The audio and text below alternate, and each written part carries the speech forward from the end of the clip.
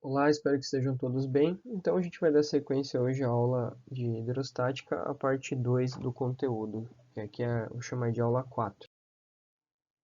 Então, antes da gente seguir, eu só vou finalizar aqui esse comentário sobre a conservação de energia, que a gente já viu na aula 3, tá? Que vem lá daquilo que o Lavoisier fala, né? Que na natureza nada se cria, nada se perde, tudo se transforma. Então, quando nós desejamos realizar uma multiplicação da força, significa que a gente vai ter o pistão maior movido pelo fluido deslocado pelo pistão menor, sendo que a distância que de cada pistão percorre vai ser inversamente proporcional às suas áreas. Então, o que eu ganho em relação à força tem que ser sacrificado em distância ou velocidade. Então, não existe mágica, né? Então, aquele princípio que a gente viu de multiplicação da força, ele tem uma penalidade, né? Então, o que eu ganho em força eu perco em distância, eu sacrifico em distância deslocada ou velocidade. Tá? Um exemplo prático disso que a gente visualiza é quando vai, por exemplo, numa borracharia ou você está trabalhando com um pistão hidráulico, né? De acionamento manual, por exemplo, aquele famoso jacaré com que o borracheiro levanta o veículo, você vê que ele fica ali fazendo um movimento, né, de vai e vem através daquela alavanca manual e o carro ele levanta bem pouco, né? Então ali é onde a gente enxerga isso. Então, para que ele consiga ali, com a força dos braços, levantar um carro de 1 tonelada, mesmo que não totalmente do chão, né, mas através de 3 pontos de apoio, ele tem que sacrificar a velocidade e a distância que ele consegue percorrer. Isso a gente pode visualizar aqui nesse slide, né? Então, olha só, o que que eu tenho aqui, né?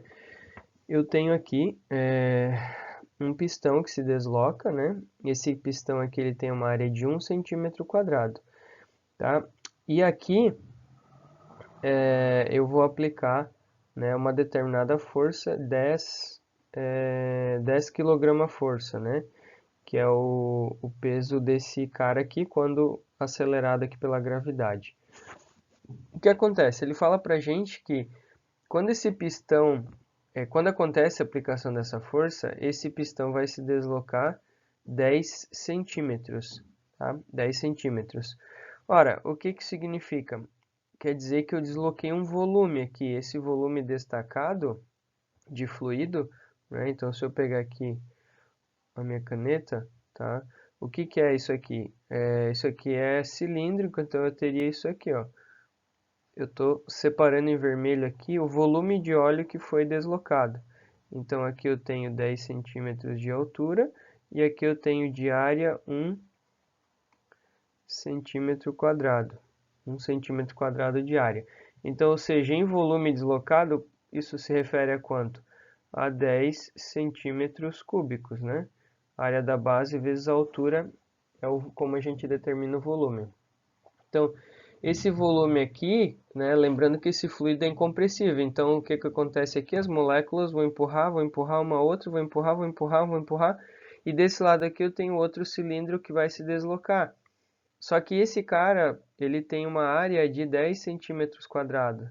Então quer dizer que se eu desloquei 10 centímetros cúbicos para cá, tá? Isso significa que desse lado aqui eu vou ter apenas 1 cm deslocado, né? Então, ou seja, aqui desse lado eu movimentei 10 e aqui vai representar 1 cm, né? Em termos de força, o que que vai acontecer? A energia transferida vai ser 10 quilos vezes 10 centímetros, né? Ou seja, 100 kg força vezes centímetro. Então, desse lado aqui eu vou conseguir levantar esse peso 10 vezes maior do que o peso que eu apliquei aqui. Só que o deslocamento vai ser 10 vezes menor, certo? Bom, seguindo aqui agora a gente tem o teorema de Stevens lá, que a gente viu, né? O que, que é aqui a pressão hidrostática do teorema de Stevens. E com aquele conceito, né, surge um outro conceito. Através dos teoremas de Stevens, sabemos que a altura e a pressão mantêm uma relação constante para o mesmo fluido, né? Então, se eu isolo aqui, né, o H, eu vou começar agora a trabalhar com medir essa pressão em unidades de comprimento. Pode parecer meio estranho, mas isso é bem comum na prática, tá?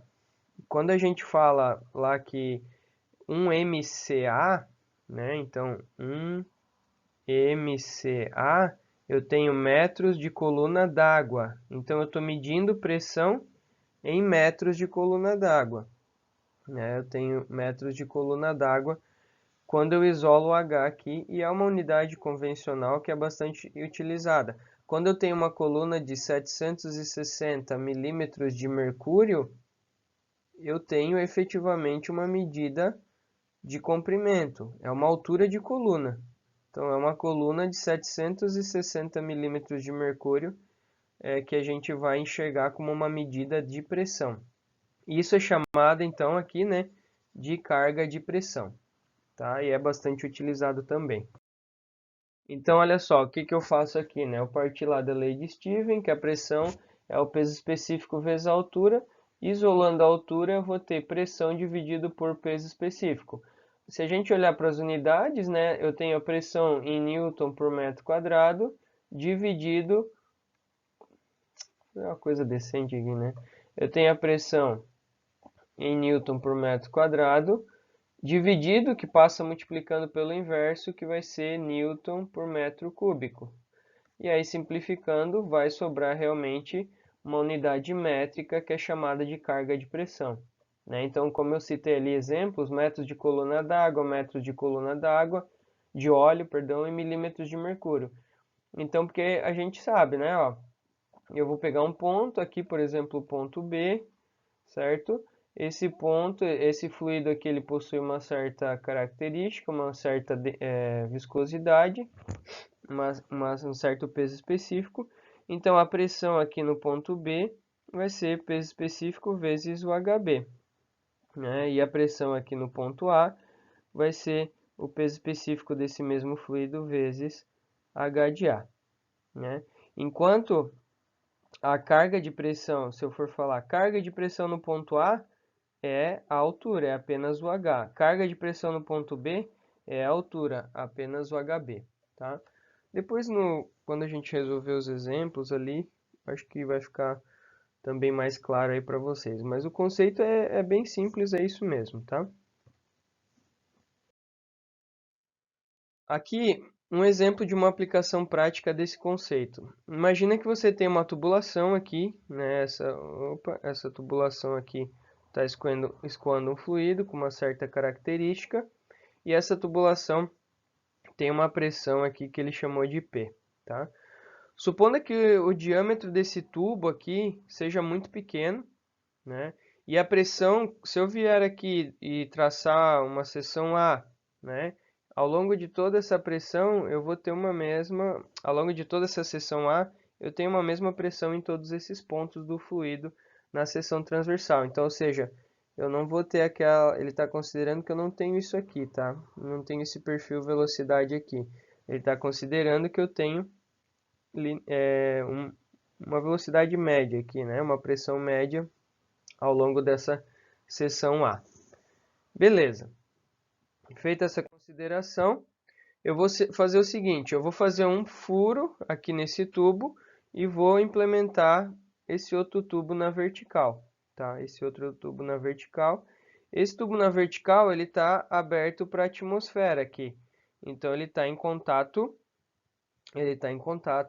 com a pressão atmosférica. Esse fluido aqui está se deslocando com velocidade. O que vai acontecer? Vai começar a pressão interna desse fluido, vai começar a vencer a pressão atmosférica até chegar a um ponto em que vai equilibrar. Vai chegar um momento em que vai equilibrar. Esse fluido não vai subir mais. O que isso significa? Ele vai criar uma altura de coluna aqui, que eu vou chamar de H. Esse H é a nossa carga de pressão, né? Então, se eu vier aqui e medir essa altura de coluna, eu vou ter a pressão, né? Porque esse sistema equilibrou.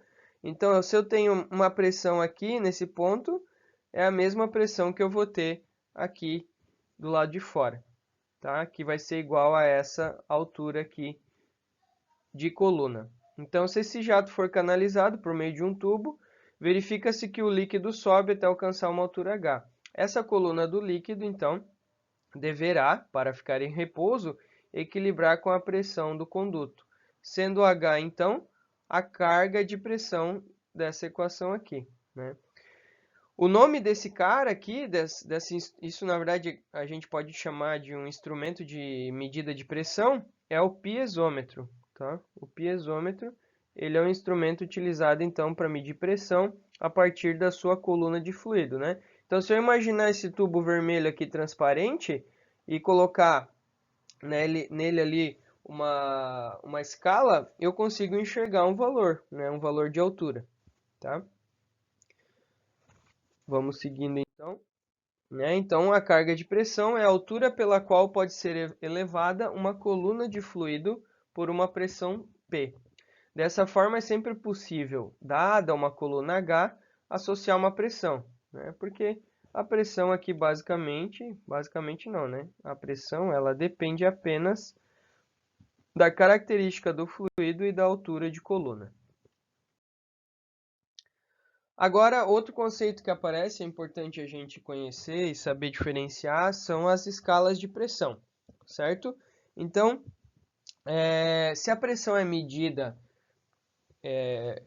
aliás, antes de falar, né? A pressão eu vou medir ela a partir de alguma referência, né? Então, se eu meço a pressão em relação ao vácuo, ou chamado zero absoluto, eu tenho o que eu chamo de pressão absoluta. Quando a pressão é medida adotando-se a pressão atmosférica como referência, eu vou ter o que eu chamo de pressão efetiva ou pressão relativa, tá? As escalas de pressão efetiva são importantes porque praticamente todos os aparelhos que medem pressão, os chamados manômetros que a gente compra, eles vão registrar o zero quando abertos à atmosfera. Então, ou seja, eu vou lá e vou comprar um manômetro lá, sei lá, na FG, nas ferramentas gerais.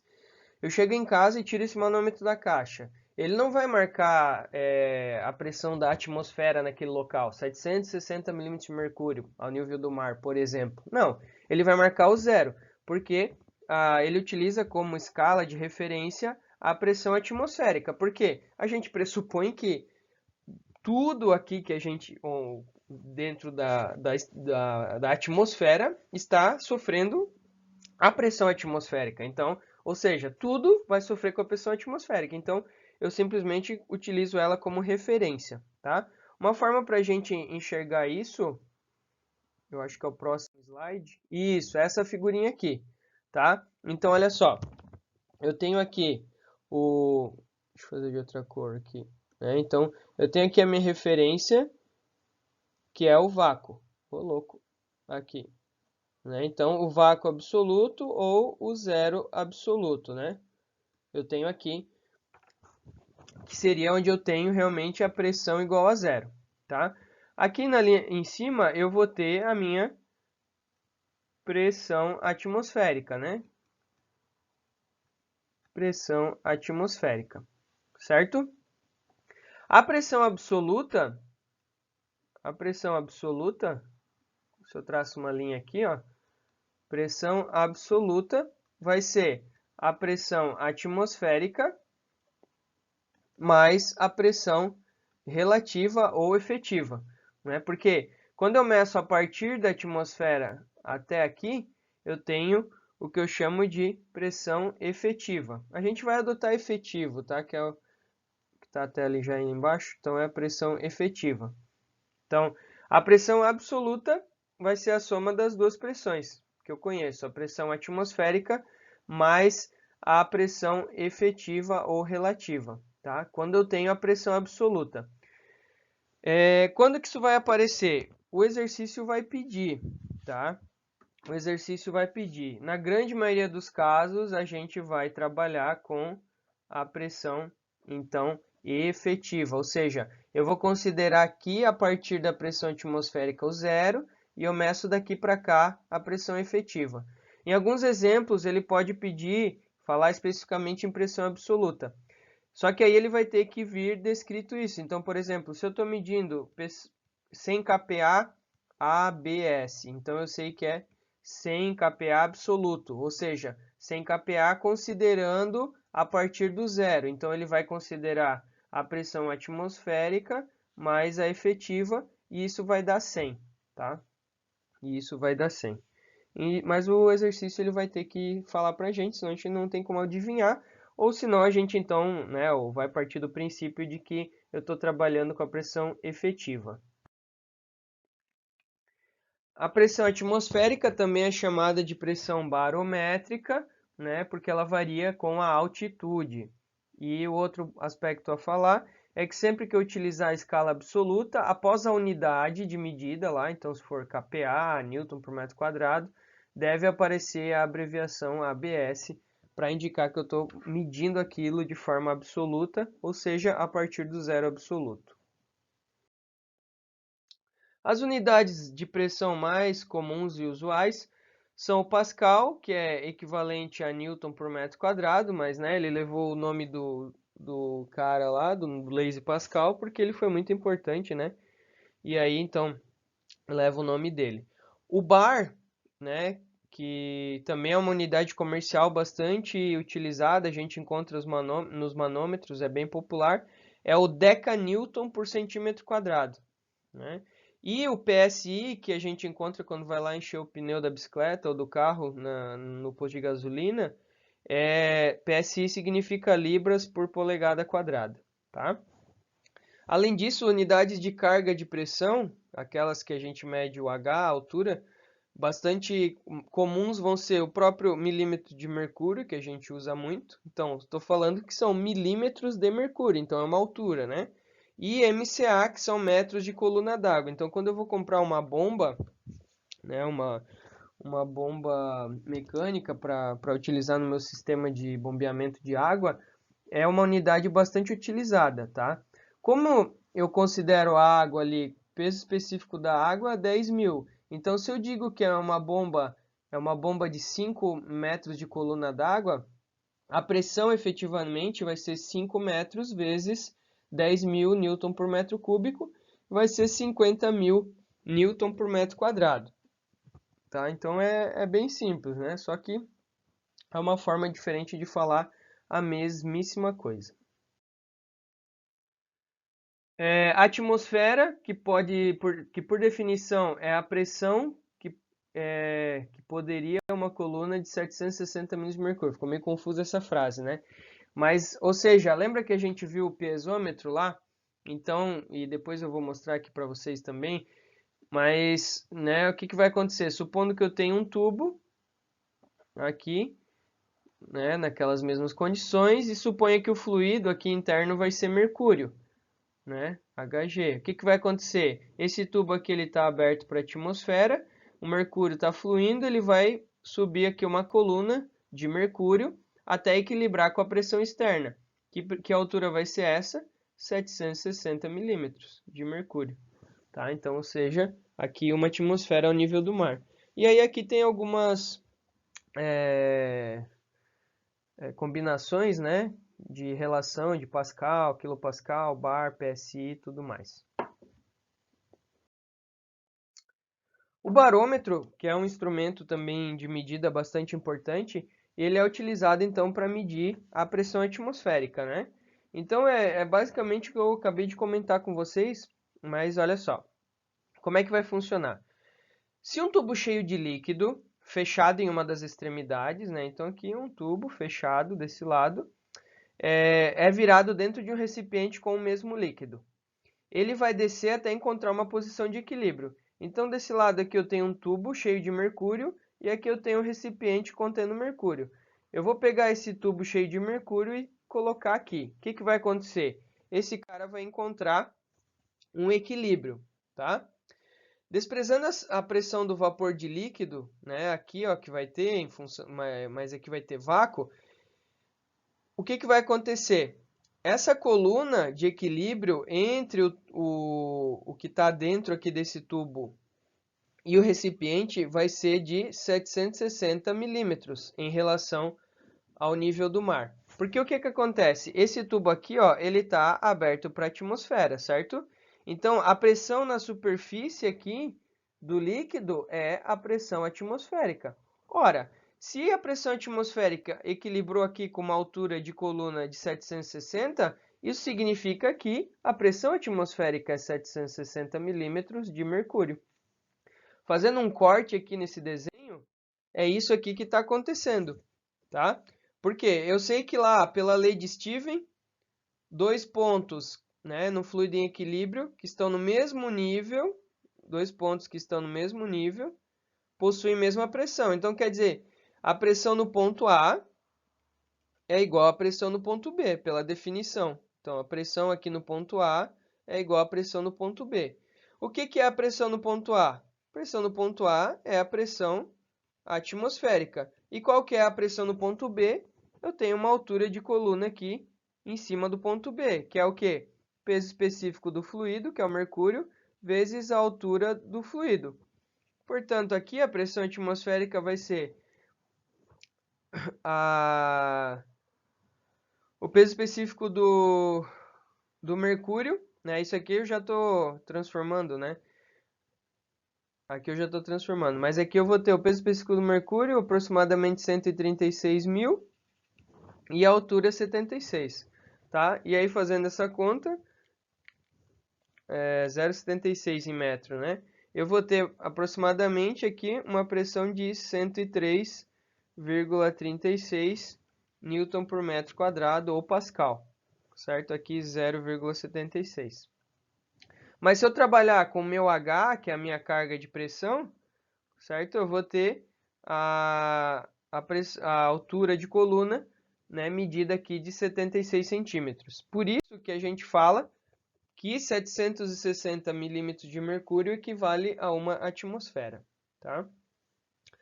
Falando agora dos medidores de pressão, a gente tem os mais comumente utilizados. Então, se alguém trabalha, esteve, visitou ou já teve contato com a indústria de manufatura, qualquer tipo de equipamento de transformação que vai lidar com fluido, ele vai ter em algum lugar um manômetro lá, né? E o mais utilizado é o manômetro de Bourdon, manômetro metálico de Bourdon, tá? Ele tem um funcionamento bastante simples, tá? Bastante simples, em que a pressão do tubo é medida pela deformação daquele tubo metálico, né? Então, a pressão do fluido no tubo é medida pela deformação do tubo metálico, tá? Para a gente aqui, em termos de cálculo, é importante conhecer isso aqui, ó, que a pressão medida é sempre a pressão interna menos a pressão externa, que está aqui, tá? Isso aí é basicamente o que a gente precisa conhecer, tá? Existem muitos tipos de manômetro, eu deixei até uma lista aqui nos próximos slides para que vocês saibam que existe, certo? Não vou passar por cada um deles, mas vai estar muito ligado ao tipo de fluido que está sendo conduzido na tubulação, a pressão efetiva que está sendo medida, né, o tipo de indústria que é aplicada. Então, a indústria alimentícia tem um comportamento, indústria petroquímica vou ter outro tipo de comportamento e por aí vai, né? Manômetros de baixa pressão, manômetros sanitários, manômetros para freon, amônia, então, combustíveis, tudo isso tem uma série de peculiaridades aí a ser observada, tá? O outro manômetro, tá? Porque qual que é o detalhe lá? A gente viu aquele primeiro piezômetro, né? Que elevava o que acontecia, né? Eu tenho aqui e tal, ele pega, o fluido está deslocando aqui, ele leva uma coluna e equilibra com a atmosfera. Beleza, se eu tenho fluido líquido, ok, mas se eu tenho fluido gasoso, eu não consigo usar o piezômetro. Então eu vou precisar de um manômetro com tubo em U, tá? Por quê? O que eu tenho aqui? Nesse bulbo, nessa parte do bulbo, eu posso ter um gás. E aqui eu vou ter um fluido líquido. Percebe que isso aqui é um sifão, que a gente viu lá na primeira aula, né? Isso aqui é o conceito, esse tubo em U é o conceito do sifão. Então, ou seja, eu tenho um fluido líquido aqui escuro, né? Aqui, destacando em vermelho, eu tenho um fluido líquido escuro, impedindo que esse gás vaze para a atmosfera. E aí aqui eu tenho ele aberto para a atmosfera, né? O ponto B aqui ele está em contato com a atmosfera. O que que é importante? Como é um fluido gasoso, a gente já falou, o peso específico dele é muito baixo quando eu comparo ele com fluido líquido. Então eu considero aqui dentro desse bulbo, tá? Dentro dessa linha aqui, certo? Eu tenho uma pressão A. Então, ou seja, aqui dentro é tudo a mesma pressão, tá? Porque é um fluido gasoso. Então eu desprezo essa variação de diferentes alturas, tá? No geral, aqui esse manômetro de tubo em U, eu também vou usar o mercúrio aqui como fluido, tá? Eu também vou usar o mercúrio como fluido. Isso em laboratório é usado bastante, né? E aí, claro, ele permite medir os gases, já que impede que os gases escapem. E os líquidos vão ter a sua superfície livre, certo? Como a gente já falou, e os gases se expandem em todo o recipiente. Eu posso ter também dois manômetros de tubo ligados por dois reservatórios. E aí eu tenho o que é chamado de manômetro diferencial, que a gente já vai ver em seguida, que é esse aqui. Esse manômetro diferencial vai ser o que a gente vai utilizar agora para chegar então na nossa equação manométrica, tá? Então, da mesma forma como eu falei até agora para vocês, o que que eu tenho ali, né? Eu tenho dois recipientes, dois reservatórios, né, que vão ter pressão A e pressão B em cada um deles. Só estou aqui pegando as minhas anotações para não me perder aqui com vocês. Beleza. E esses manômetros diferenciais vão ser bastante utilizados aqui pela gente agora na disciplina, tá? Então, o que que acontece aqui? Eu tenho desse lado aqui, né, uma pressão A dentro, né, nessa linha aqui, ó, de referência, eu vou considerar que eu tenho uma pressão A, o fluido aqui tem um peso específico A, tá? Aqui eu estou usando mercúrio, então toda essa faixa aqui é de mercúrio, e aqui perceba que eu tenho um segundo fluido, tá? Com uma característica diferente, né?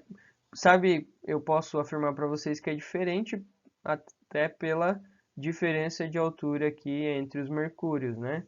Se os dois fluidos aqui, A e B, fossem iguais, o mercúrio estaria em equilíbrio aqui, o que não é verdade. Então, tem diferença entre esses carinhas aqui, tá? Mas dentro desse bulbo aqui, então, tem uma pressão B, e ao longo dessa linha de referência eu considero essa mesma pressão B. Pela lei de Steven, o teorema de Steven, né, a pressão se transmite integralmente, também pela lei de Pascal, em todos os pontos, o fluido é incompressível. Então, se eu falar aqui, ó, a pressão no fundo esquerdo, ou seja, toda essa coluna aqui, que está atuando em cima desse lado aqui, vai ser igual à pressão no fundo do lado direito, tá? Vai ser a pressão no fundo do lado direito. Então, pela lei de Steven, eu sei que essa pressão desse lado é igual a essa pressão desse outro lado aqui. Então, a pressão no fundo do ramo esquerdo é igual à pressão no fundo do ramo direito. Beleza. Tinha um slide já colocando isso aqui pra gente, né? Esqueci. Então, a pressão no fundo aqui do lado esquerdo é igual à pressão do fundo do lado direito, porque isso aqui tudo está em equilíbrio e a pressão no mesmo nível deve ser a mesma. Então, vamos lá, eu vou calcular aqui para vocês. Vou começar com a pressão no fundo esquerdo. A pressão no fundo esquerdo vai ser igual, vamos lá. Aqui eu tenho, nessa linha, como eu comentei com vocês, P de A. Tá aqui, ó, P de A. Né? Ao longo de toda essa linha de referência eu tenho P de A. Então, esse mesmo P de A que está aqui, ó, ele está atuando nesse ponto aqui. Então, aqui, até aqui eu tenho P de A. Então, está aqui. E vai estar impactando no fundo esquerdo. Mas, o que que eu tenho agora? Eu tenho esse pedaço aqui. Esse pedaço aqui ainda é fluido gasoso, né? Ainda é fluido gasoso, só que agora não é mais P de A, né? Porque eu tenho aqui uma altura, tá? Então, vai ser o peso específico do fluido A vezes, que altura é essa? Eu não sei, mas eu sei que daqui até aqui é H1 e daqui até aqui é H2. Então, isso aqui é a diferença, né? Então, fica H1 menos H2. Vim até aqui agora. Agora falta esse pedacinho aqui, que é de mercúrio, né? Então, mais, aqui eu sei que é mercúrio, então o peso específico do mercúrio vezes a coluna de mercúrio, que é H2, certo? Então, isso aí vai ser a pressão no ramo esquerdo. Agora, aqui desse lado, deixa eu fazer... Aqui desse lado, eu vou ter a pressão no fundo direito, certo? Então, vamos lá. Pressão no fundo direito vai ser o quê? Faço a mesma análise que eu fiz aqui. Tenho P de B aqui, certo?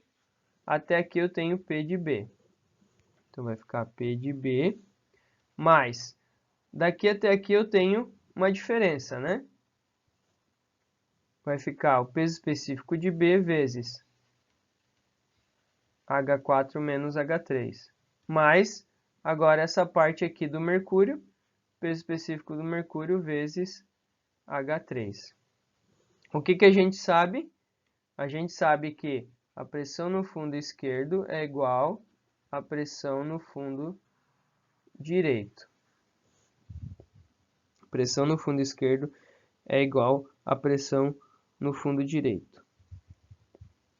Então, a gente nota que cada peso específico aparece multiplicado pela respectiva altura de coluna. Então, sem a necessidade de adotar o fundo como referência. Porque daí agora esses caras são iguais, eu posso igualar aqui, ó. Vou ficar P de A mais peso específico de A, H1 menos H2, mais mercúrio vezes H2 igual P de B mais peso específico de B, H4 menos H3, mais mercúrio vezes H3. Tá? Se eu quiser isolar P de A para chegar em P de B, eu vou ficar com P de A mais peso específico de A, H1 menos H2, mais o mercúrio, esse aqui passa para cá menos, então vai ficar mercúrio, H2 menos H3, e aqui mais dá para colocar, né, peso específico de B, H3 menos H4, que daí fica invertido ali, vai ser igual a P de B. Então, ou seja, essa equação aqui mostra para gente que eu consigo trabalhar com P de B e P de A sem necessidade de me concentrar aqui no fundo especificamente, né? E aí existe uma regra para a gente montar esse tipo de equação, tá? Aqui eu acho que eu coloquei no próximo slide. Cadê? Aqui só o que eu já fiz aqui para vocês. Essa regra é a seguinte, ó. Então eu sempre começo a minha análise, né? Olha só, a equação está aqui. Eu sempre começo a minha análise da esquerda para a direita. Então eu parto ali, ó. Aqui eu vou ter no meu manômetro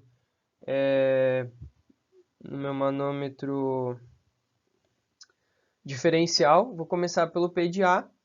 Quando eu desço, eu somo, e quando eu subo, eu subtraio. Então, olha só, vai ficar P de A mais essa parte aqui. Peso específico do fluido 1 vezes H1. Mais essa parte aqui. Peso específico H2, peso específico do fluido 2 vezes H2, menos peso específico do fluido 3 vezes H3. Então, já estou subindo aqui. Agora eu desço do lado de cá, mais peso específico do fluido 4 vezes H4. Agora eu vou subir 5 e 6 até chegar no ponto B. Aqui ele tem um formato de diagrama para fazer essa representação, sempre saindo da esquerda em direção à direita. Para baixo soma e para cima subtrai. Tá? É uma forma de fazer essa análise também. Bom, então vamos lá. Eu vou analisar aqui ponto a ponto, tá? Eu vou trabalhar com 3 marcos aqui. Então, o primeiro é aqui, onde eu tenho a interface entre a água e o mercúrio.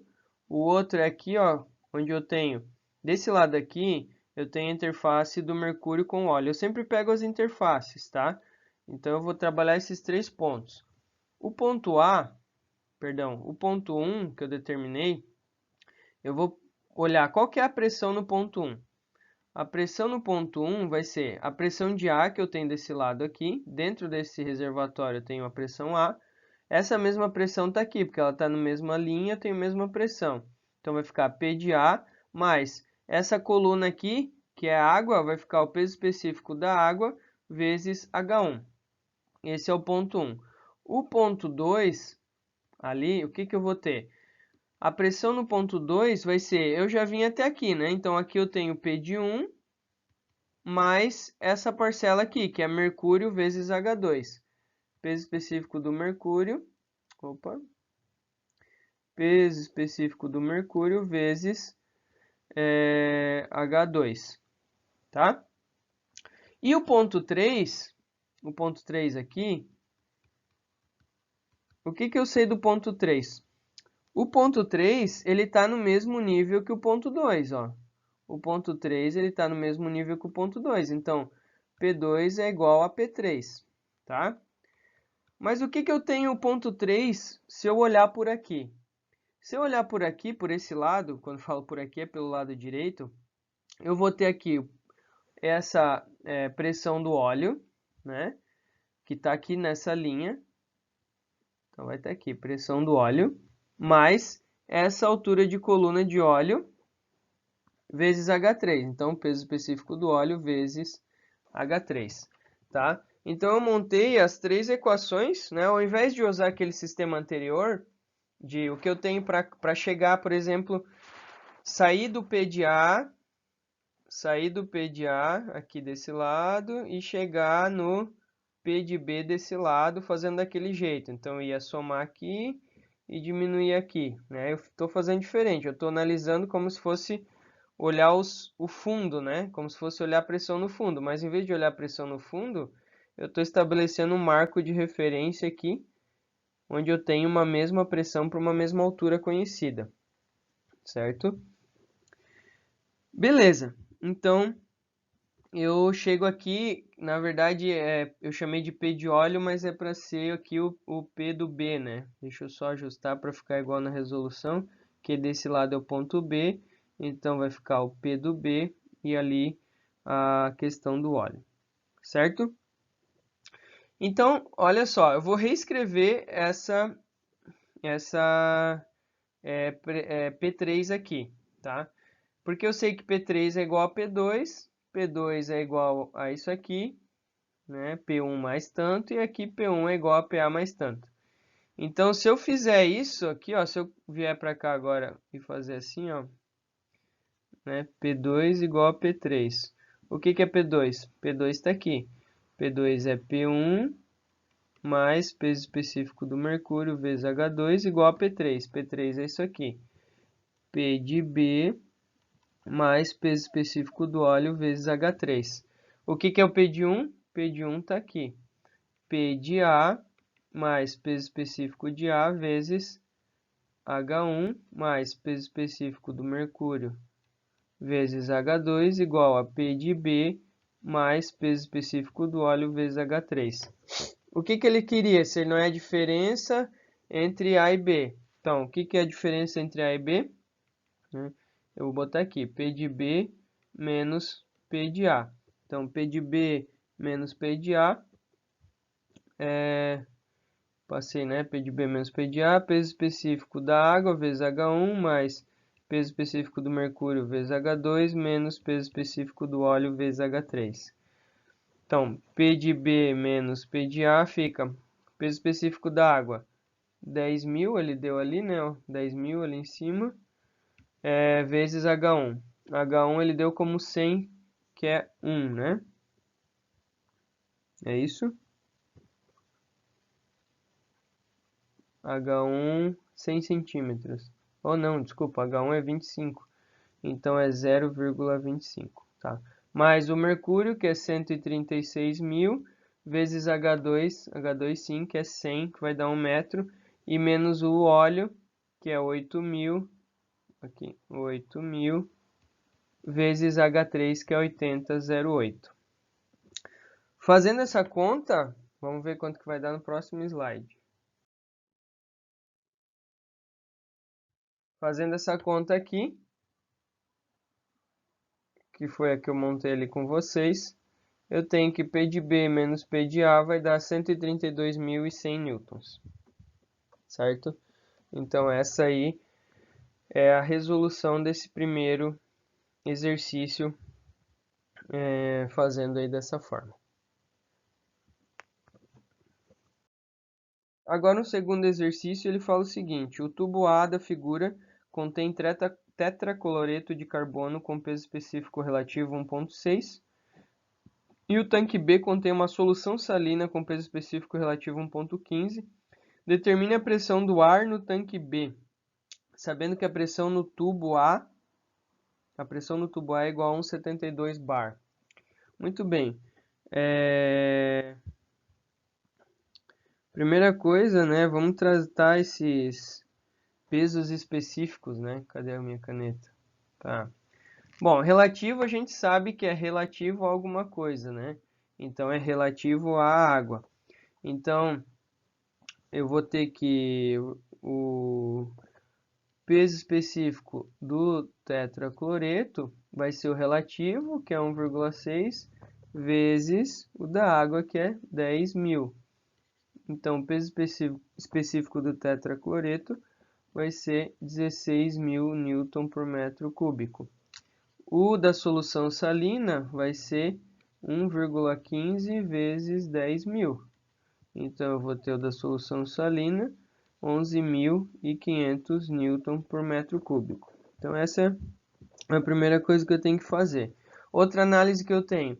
Se esse cara aqui é ar, é um fluido gasoso. Então, aqui, essa pressão toda ocupada é uma única pressão. Isso significa que a pressão B, né, a pressão do ar, vai estar aqui, ó, nesse ponto de interface entre a solução salina, né, porque aqui, até aqui eu tenho tetracloreto, daqui até aqui eu tenho a solução salina.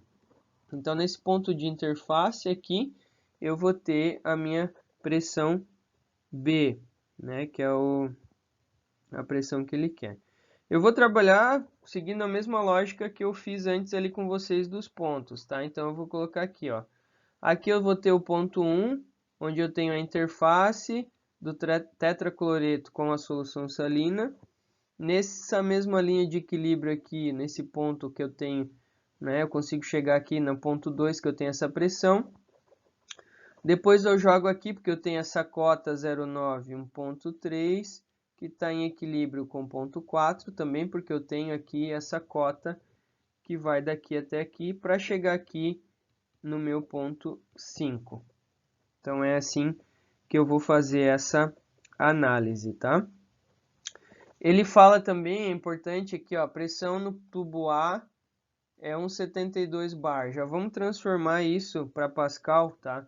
Então ali, lá daquela lista de transformação, eu sei que 1,01 bar equivale a 101.230 Pascal.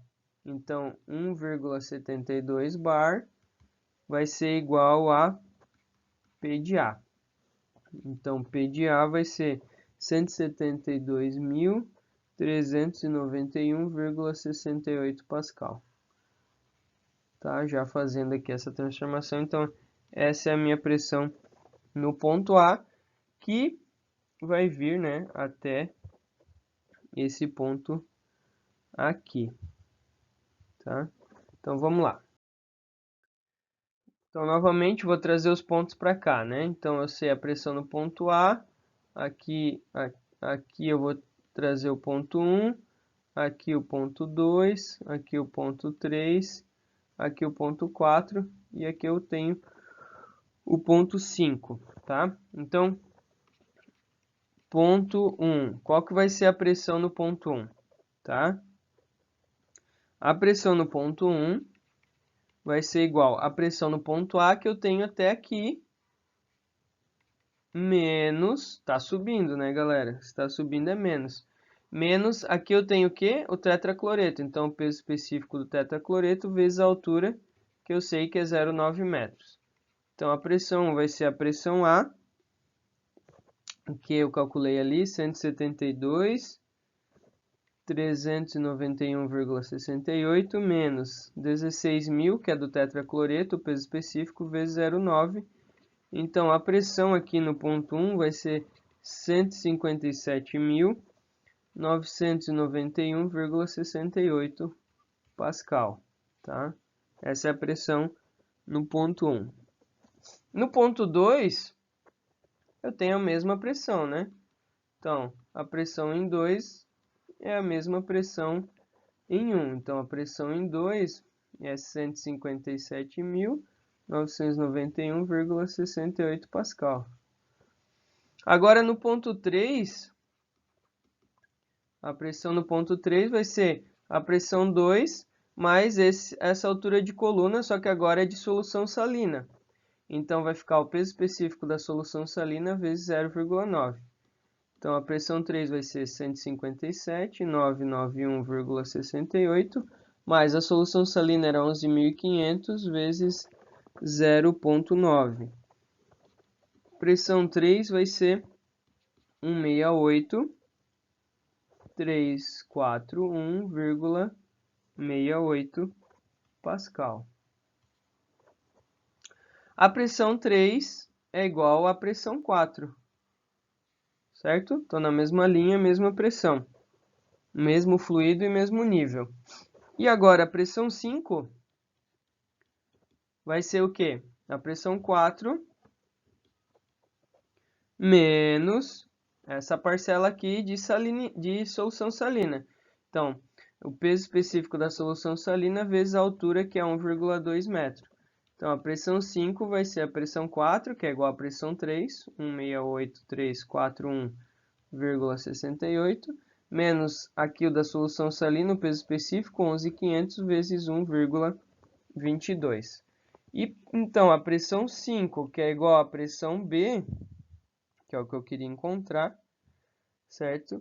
Vai ser 154.311,68 Pascal.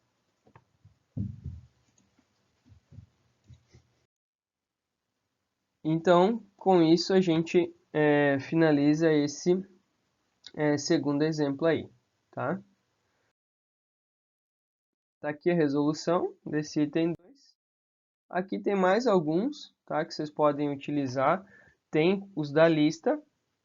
E tem mais uma aula aí, que é a aula 6, que eu vou resolver mais alguns exemplos para vocês. Beleza?